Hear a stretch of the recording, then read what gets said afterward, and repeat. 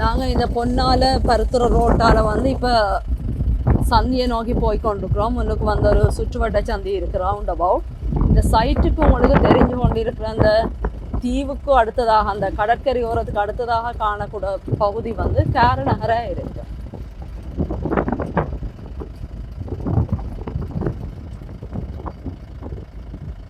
இந்த இடங்கள் தான்.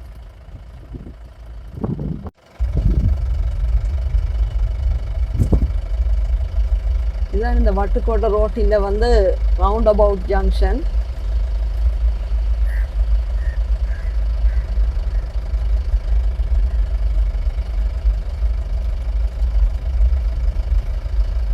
இப்படியே நேராக போக 6 கிலோமீட்டர் தூரத்தில் ஜம்புகோளப்பட்டினம், மற்றது 1.2 கிலோமீட்டர் தூரத்தில் பொன்னாலை வரதராஜ பெருமாள் கோயில் எல்லாமே வரும். நீங்கள் இந்த காணொளியில் அதுகளையும் பார்க்கலாம்.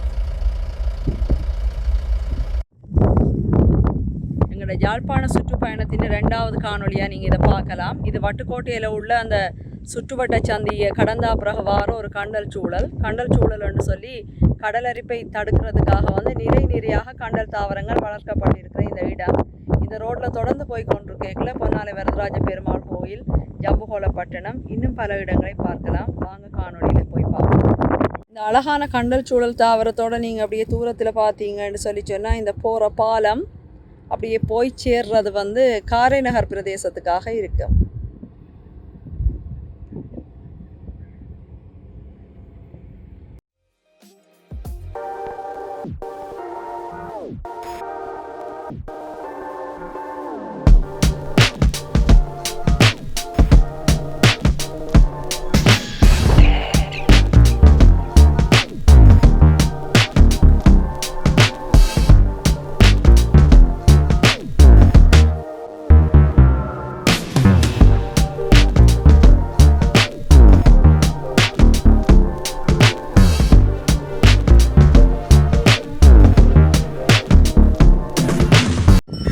பொன்னாலை ஸ்ரீ வரதராஜ பெருமாள் கோயில்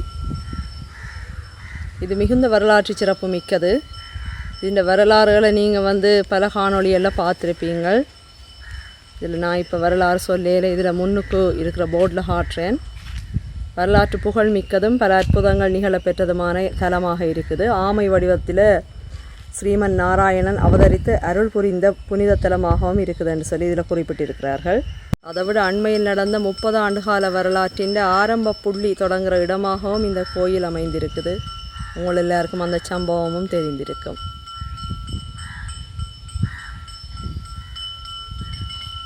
உள்ளுக்கு இப்போ கோயில் மணி ஒலித்து பூசை நடந்து கொண்டு இருக்குது. கொரோனாக்காக எல்லாம் பூட்டி இருக்கிறார்கள் கோயில்.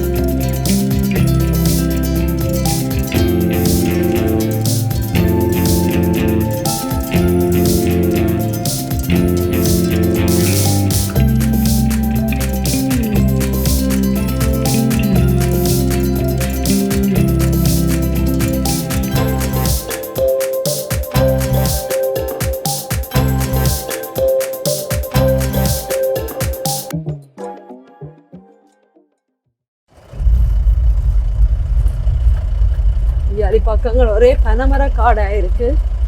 ஒரு குடியிருப்பு பகுதிகளையும் காணையில நிறைய பனைமரம் பார்க்க ஒரு வடிவாக தான் இருக்கான.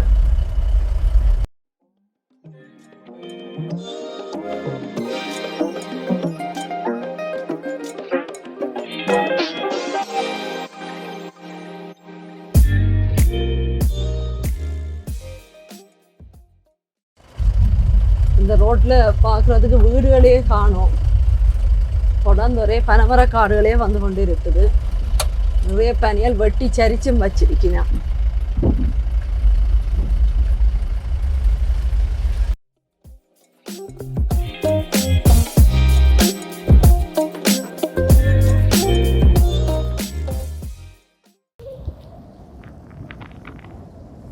வந்து கொண்டு கேட்கல இங்கே மாதகல் பக்க கடற்கரை ஒரு வியூ உண்டு உங்களுக்காக.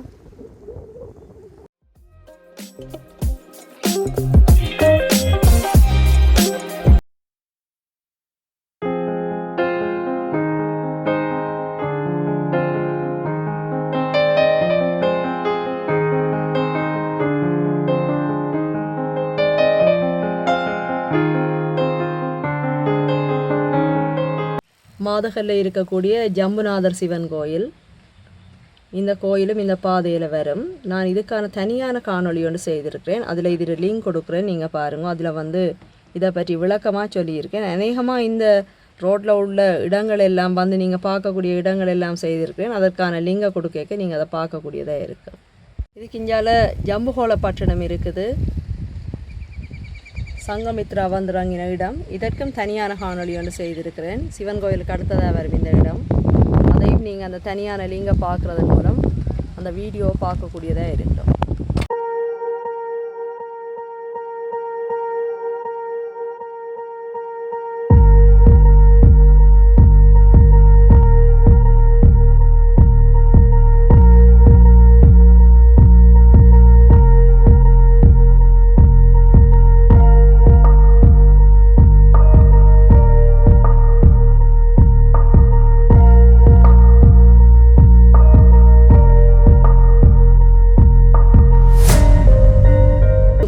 திருப்ப குடியேற்ற நடந்த இடங்கள். மக்கள் எல்லாம் புதுசாக வீடு கட்டி வாழ்ந்து கொண்டிருக்கணும். கனகாலத்துக்கு பிறகு தங்களோட இடங்களில் வாழ்றது மிக்க மகிழ்ச்சியாக இருக்கும். அப்படியே தொடர்ச்சியாக கொஞ்சம் மீன்பிடி கிராமங்களை பார்க்கலாம். நாங்கள் இதில் நீங்கள் மாதகல்ல வந்து மீன்பிடி துறைமுகத்துலேயும் இதில் பார்க்கக்கூடியதாக இருக்கும். நாங்கள் அதை நெருங்கி கொண்டு தான் இருக்கிறோம். இப்போ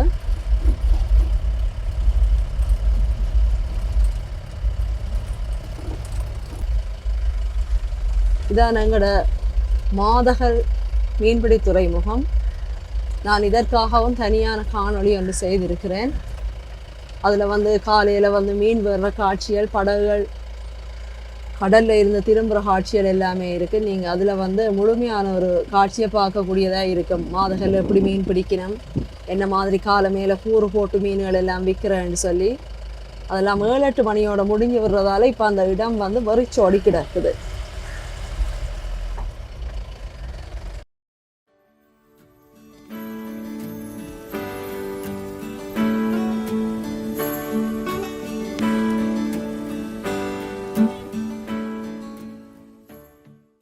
ரோட்டு இப்படியே தொடர்ந்து வந்து பருத்தித்துறைக்கு போகுது. இதுக்கு முன்னால் வந்த சந்தியில இருந்து மற்ற பக்கம் திரும்பினால் அந்த பக்கம் பண்டத்தெரிப்பு போகிற பக்கம். இதில் வந்து ஒரு சர்ச் ஒன்று இருக்குது. இயேசுவின் அந்த பாடுகள் எல்லாத்தையும் காட்டுற மாதிரி. இதை முதல்ல நான் தூர வச்சு தான் காட்டியிருக்கேன். உங்களுக்கு ஒரு இந்த காணொலியில் கிட்ட வச்சு எடுத்து காட்டலாம்.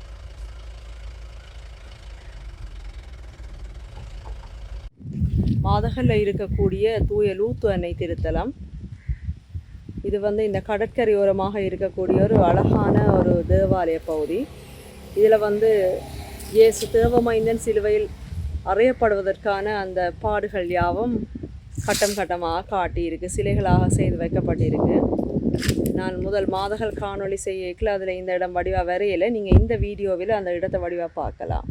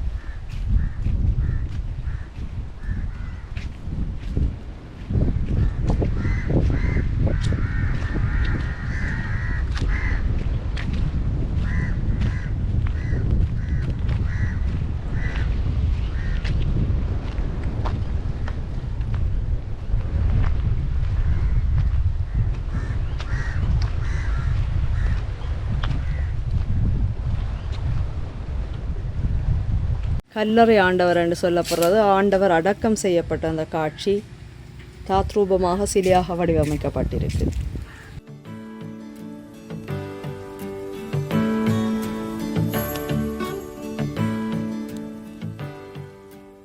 மாதகண்ட அழகான கடற்கரையோரம் நீட்டத்துக்கு நீங்கள் இப்படியே போகல இந்த ரோட்டால் பார்த்து கொண்டு போகலாம். முழுவதுமே அழகான காட்சியாக தான் இருக்குங்க கடற்கரையோர காட்சி.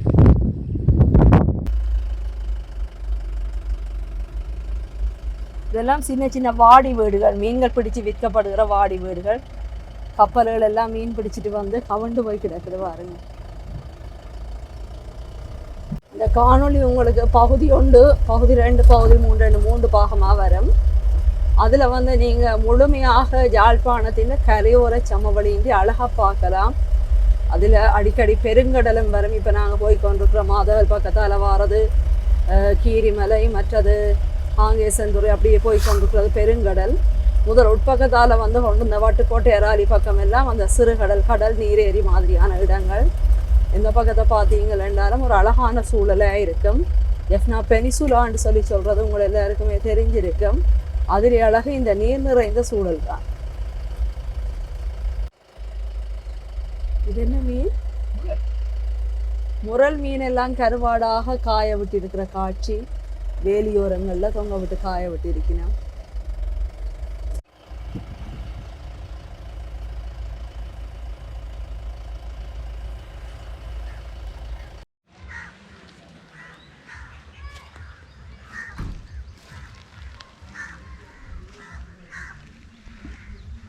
மாதகளுக்கு அடுத்ததாக வரக்கூடிய, தொடர்ச்சியாக வரக்கூடிய கடலில் இருக்கக்கூடிய இன்னொரு மீன்பிடி துறைமுக இடம் வந்து குஸ்மாந்துறைன்னு சொல்லி சொல்கிறது.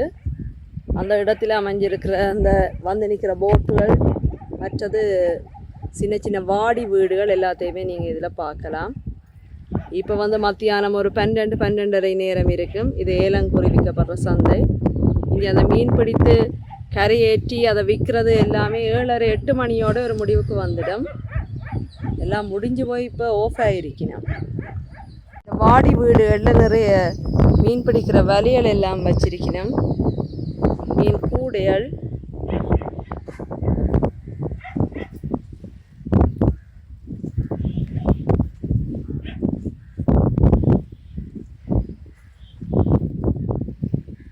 நான் இப்போ ஒரு மீன் வாடி வீட்டுக்குள்ள நின்று கொண்டிருக்கிறேன் இந்த வலையலோட. இது வந்து இந்த கடற்கரையில் இருக்கிற வெயிலுக்கும் வெக்கைக்கும் இவ்வளவு குளிர்ச்சியாக இருக்குது. இதுக்குள்ள நிற்கல நல்லா இருக்குது. ஓலையால் வேயப்பட்ட சின்ன சின்ன வாடி வீடுகள்.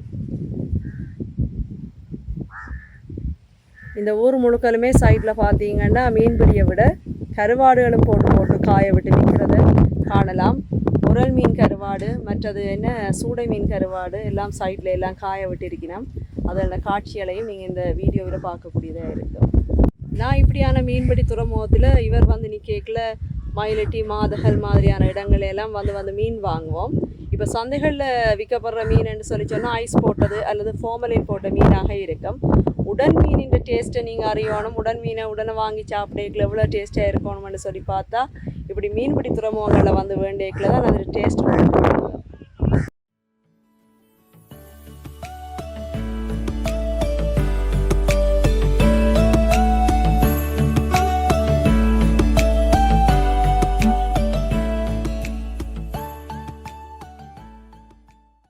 அந்த ஒசுவாந்துறை மீன்பிடி துறைமுகத்துக்கு அடுத்ததாக காணப்படக்கூடிய ஒரு கிணறு உண்டு. பெரிய கிணறாக இருக்குது. நான் நினைக்கிறேன் பொது கிணறாக இருக்கும். நம்ம கண்ட பாவனைக்காக பொது கிணறாக கட்டியிருக்கணும்ண்டு. அதுக்கு படியெல்லாம் வச்சு கிட்டவா அமைச்சிருக்கிறாங்க தண்ணி எடுக்கக்கூடிய முறையில்.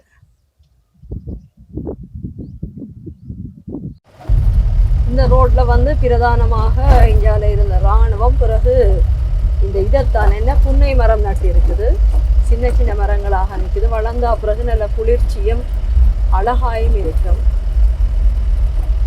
சில மரங்கள் கூடுதலாக வளர்ந்து இருக்குது. கொஞ்சம் பெரிய சைஸாக வளர்ந்துருக்குங்க பாருங்க. தொடர்ச்சியாக 2 பக்கத்துக்கும் வீடு, இந்த 2 பக்கத்துக்குமே அந்த மரம் தான் இருக்குது.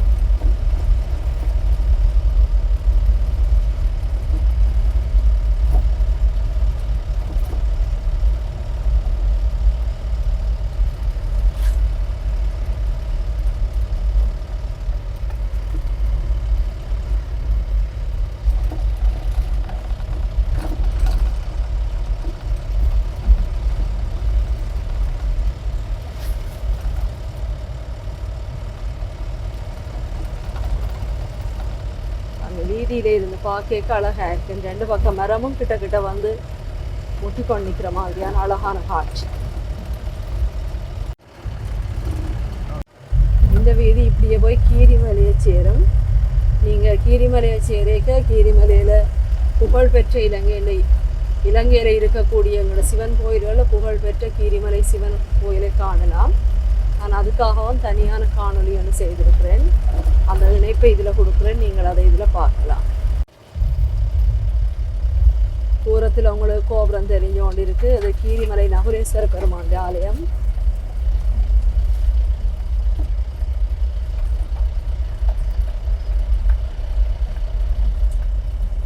இப்போதான் வடிவாக தெரியுது.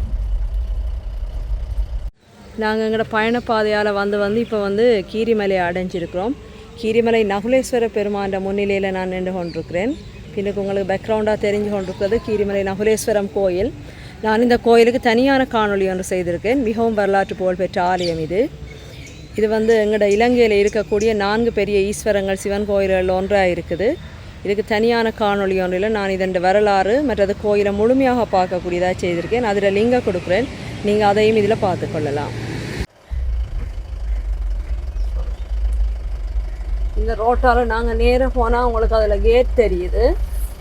அந்த கேட் தெரிகிற பாதையால் போனால் கேகேஸ்வரன் காங்கேசன் துறை, அதுதான் இது இன்னும் தொடர்ச்சியான பாதை. அதுக்கு போக இயலாது கேட் போட்டிருக்க காரணத்தால் நாங்கள் இந்த கீரிமலை வீதியால் நேராக போய் மாவட்டபுரம் சந்தியிலே ஏறுவோம். மாவட்டபுரம் சந்தியோடு ஏறுறதோடு நான் இந்த யாழ்ப்பாணத்தை சுற்றி காட்டுறதை அந்த இடத்தோட 2வது காணொலியாக முடிச்சு கொண்டு 3வது காணொலியை நான் பிறகு கேகேஎஸ் கடற்கரையோரத்துலேருந்து தொடரலாம்னு சொல்லி இருக்கிறேன். நீங்கள் இந்த வீடியோ பார்த்து கொண்டு வாங்க.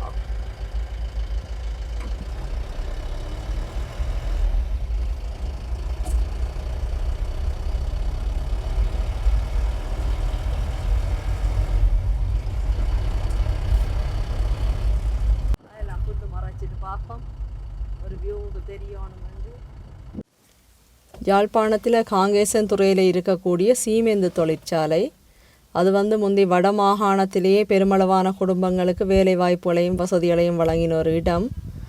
இடப்பெயர்வுகளுக்கு பிறகு இராணுவத்தின் கெடுபிடிகளுக்கு பிறகு இப்போ ஒரு வெறும் பார்வைக்கு கூட போய் கிட்ட பார்க்க இயலாத ஒரு பொருளாக எல்லாம் துருப்பிடிச்ச நிலையில் நீங்கள் தூரத்தில் பார்த்து கொள்ளலாம். இதில் வேலை செய்தாக்களும் கனவேர் இந்த காணொலியை நீங்கள் காணக்கூடியதாக இருக்கும். காணேக்க ஒரு சின்ன மகிழ்ச்சியும் இருக்கும், ஒரு கவலையும் இருக்கும் உங்களுக்கு. அது முந்தி இருந்த கோலத்தையும் இப்போ இருக்கிற கோலத்தையும் பார்க்கல. முந்தி நல்லா இருந்த எத்தனையோ குடும்பங்கள் இதில் தொழில் வாய்ப்புகள் வேலை வாய்ப்புகளை இழந்து கெட்டு குட்டிச்சுவராக போயிருக்கிறதையும் நான் நேர கண்கூடாகவே கண்டிருக்கிறேன். என்னத்தை சொல்கிறது இப்படியான இடங்களை பார்க்க. உங்களுக்கு இதை காட்டக்கூடிய அளவுக்கு மேக்சிமம் தூரத்துக்கு போய் நான் எடுத்து காட்டுறேன். கிட்ட போக போக தூரத்தில் நின்று பார்க்க ஓரளவு தெரிந்த அந்த கோபுரங்களும் கிட்ட போய்க்கல புதர் பற்றியலால் மூடப்பட்ட மாதிரி கொஞ்சம் வியூ தான் தெரிஞ்சு கொண்டு இருக்குது.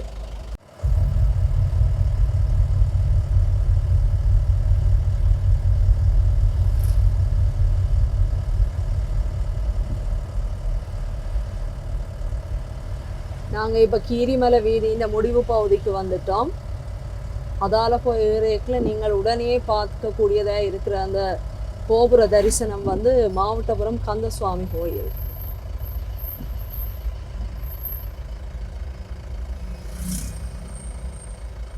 இது ரோட்டுக்கு ஏறின உடனே பார்ப்பீங்க கந்தசுவாமி கோயில் கோபுரத்தை.